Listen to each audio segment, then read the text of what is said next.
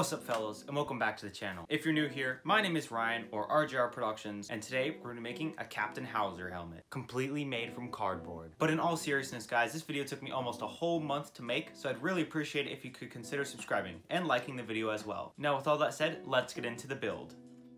The first thing I did was make a prototype of one half of the helmet, so I'd know exactly what all the pieces would be like. Here's the main support. Pretty much all it is just a frame to hold on the main visor piece for the time being. It'll get removed later. Right here I'm scoring the back side of that faceplate piece because what this is going to do is allow it to curve in two directions at once, because normally the cardboard will only allow it to be bent in one direction.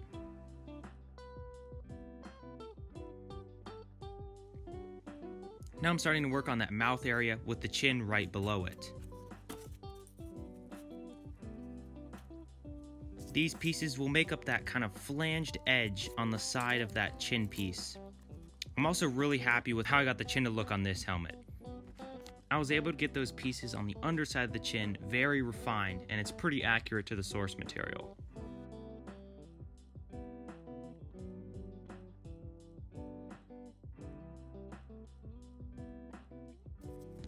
The next pieces to make are those two tubes that go at the very front of the chin.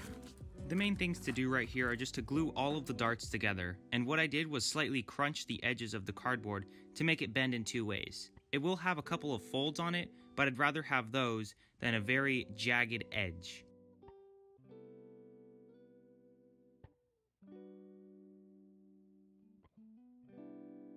And now I'm starting to work on that wall that goes behind that holds those two cheek panels on. I'm just adding on these walls, and they're pretty much around 3/4 of an inch thick, somewhere around that ballpark. And here are the ear plates. They just sit right behind that and fit along and create a nice flow from front to back. I ended up thinning them down a little bit later on. This piece mainly just fits along the back, and it has a hole cut out so the ear plate can fit on.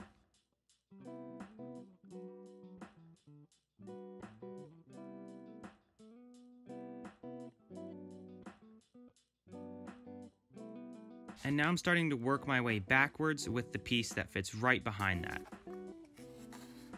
In case you're wondering what all these slits are across many of the pieces on this helmet, they are called darts. Pretty much what they do is allow the cardboard to bend in multiple different directions at once.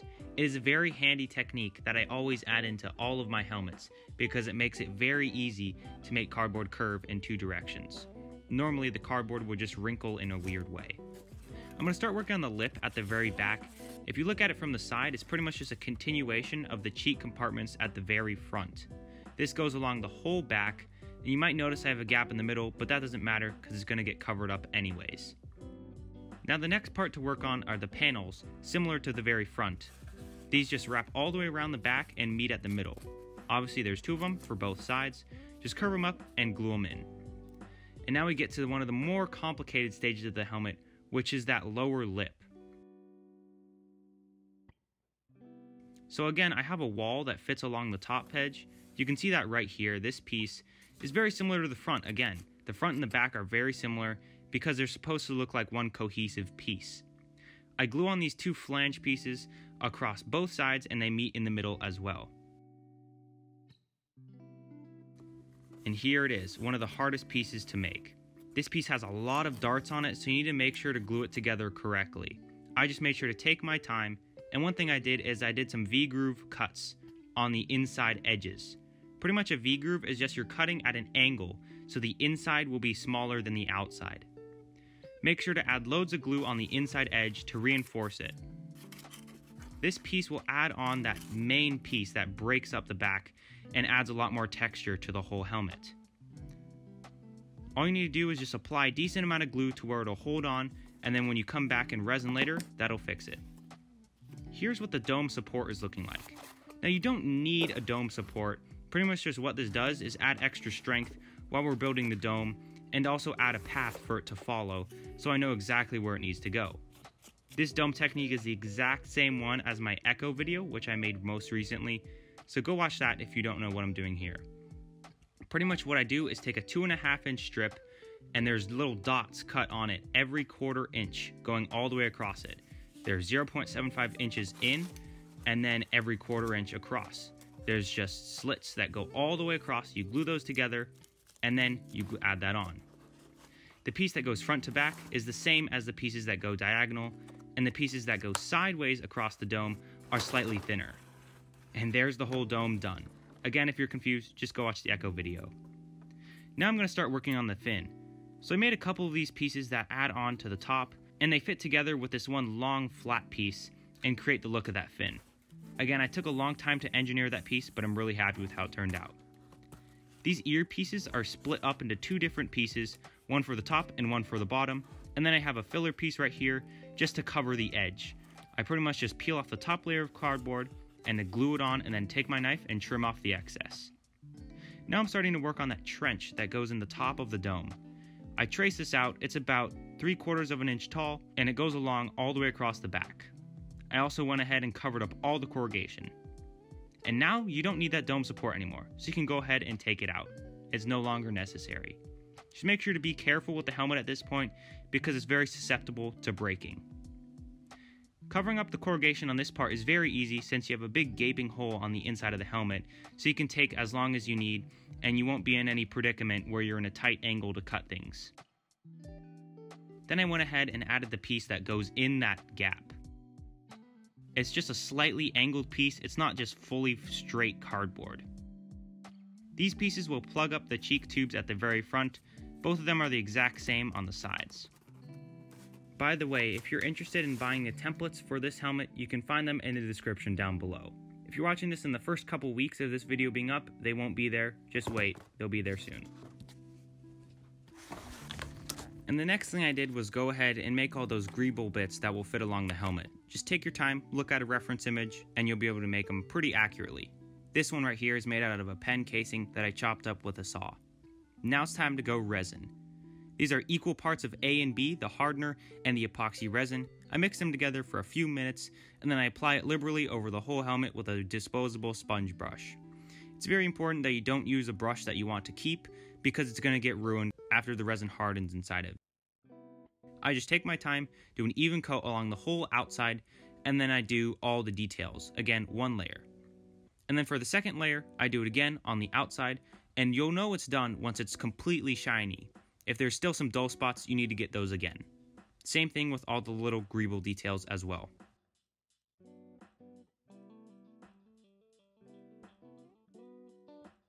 Now the third layer of resin goes on the inside. The reason why I'm doing it on the inside is to add structural support to both sides of the cardboard. I don't show it here, but I also do a second layer on the inside, meaning I'm doing 4 layers of resin total.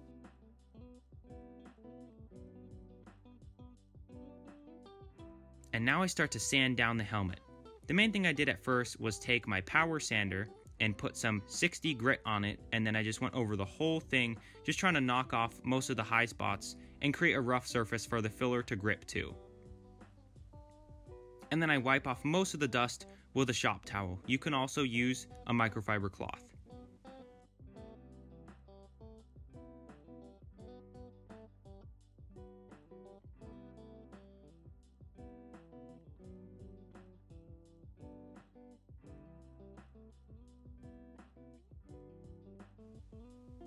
And here it is, the most tedious process in the whole helmet. What I'm doing is applying this Alex Flex flexible spackle over the whole helmet. What this does is it fills in all the gaps and allows there to be a more smooth layer on the top side. But it does take a long time, and I did have to go through several containers just to do this one helmet. But it ended up working out pretty well. Just make sure you take your time and smoothen it out as you go with a little bit of water.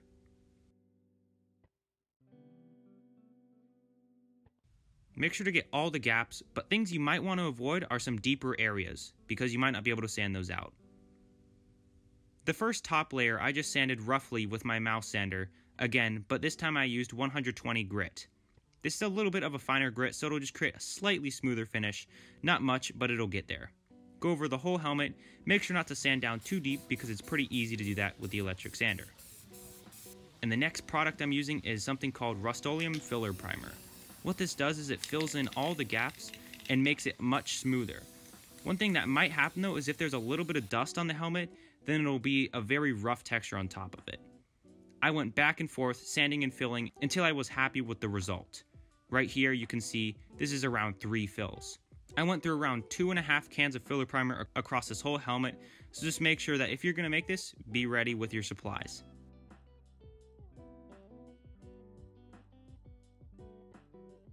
I painted the mouth a black color, masked it off, and then I painted the rest of the helmet some flat white.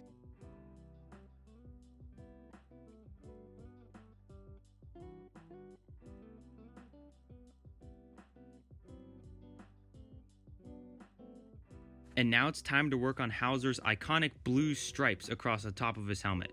I went ahead and laid down some Tamiya masking tape along all the edges, and then I covered the main surfaces with just some normal blue tape. Then I went ahead and mixed up a nice Howzer blue color. I mixed up a bunch of colors ranging from turquoise to green to dark blues, some black even, just until I got a color that I was happy with, and then I applied 2 coats over the whole helmet. I used a fairly small brush here with a lot of bristles so it would get nice coverage over the whole thing. You could do this in 1 coat, you might be able to get by with the weathering on top of it, but I just felt like I needed to do 2 coats, go the safe route, and make sure that it looked good. You probably also don't need to mask off that back rim, that was probably a bit overkill, I just didn't want to accidentally get some paint in that trench along the back of the dome. Enjoy this footage right here of me untaping Howzer's helmet.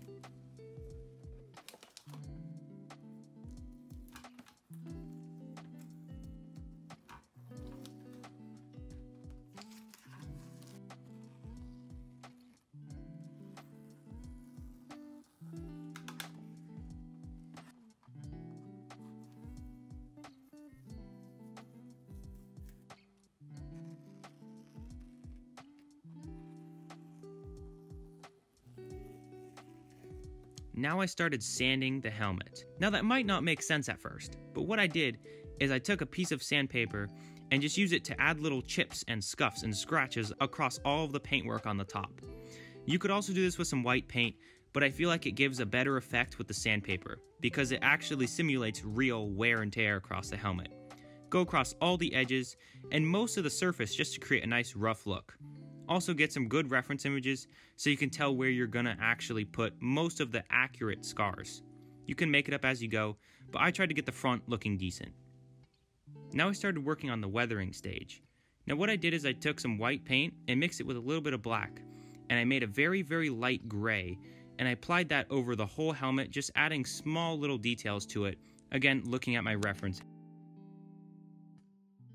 I did a lighter color of paint on the base of it, and then I slowly built up some darker layers on top of it, just trying to get a nice, realistic effect that's accurate to the animated styling. On some of the edges too, I built up a couple dark layers just to get that kind of simulated grime effect that builds up on the Clone Wars style helmets.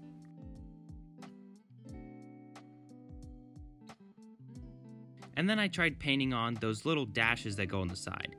But it didn't exactly work out. As you can see here, there's a lot of bleeding underneath the masking and it just doesn't look very good. But there's an easy fix to this.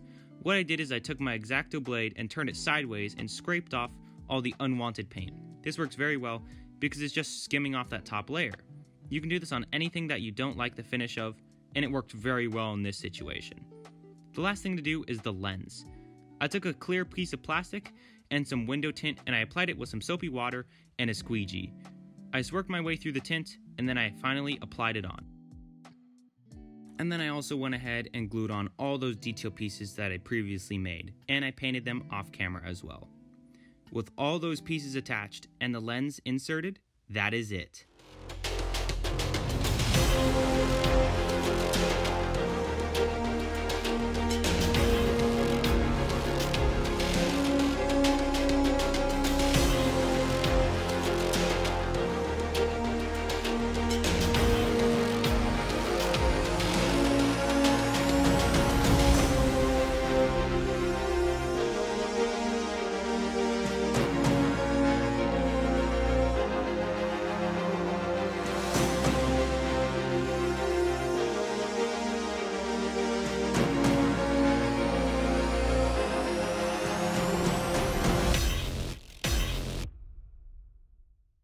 And here it is, the finished helmet. I am very, very happy with how this came out. I think it looks very, very accurate, especially the main scratches up on the top of the helmet. This is also the first time that I started weathering with some sandpaper, and I think it gave it a really, really nice effect that I'm really, really happy with.